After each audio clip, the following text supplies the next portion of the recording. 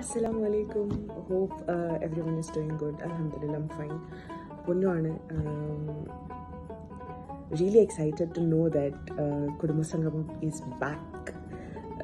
കുറേ കൊല്ലത്തിന് ശേഷമാണ് നമ്മൾ രണ്ടാമതും ഇതിങ്ങനെ സ്റ്റാർട്ട് ചെയ്യുന്നത്, which I'm really happy and excited and I'm looking forward to that.